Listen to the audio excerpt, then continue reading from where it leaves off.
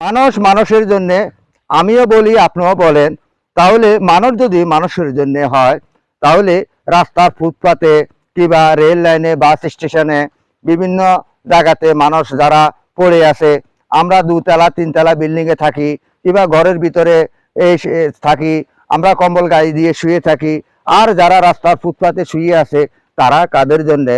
প্রশ্ন রইল বন্ধু আপনাদের কাছে। মানুষ যদি মানুষের জন্য হয়ে থাকে, অবশ্যই আমরা মানুষের জন্য কাঁদতে হবে, অসহায় গরিব দুঃখী মানুষের পাশে দাঁড়াইতে হবে, তাদেরকে শীত বস্ত্র দিতে হবে।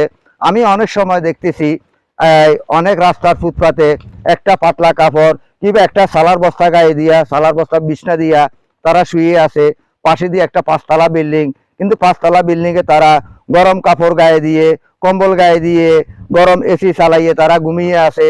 তারা যদি তাদের ভিতরে কিন্তু একটুও দয়া মায়া নাই যে আমার আমার বিল্ডিং এর পাশে, আমার পাশে দিয়ে কত অসহায় গরিব মানুষ শুয়ে আছে, তাহলে তারা কাদের জন্যে?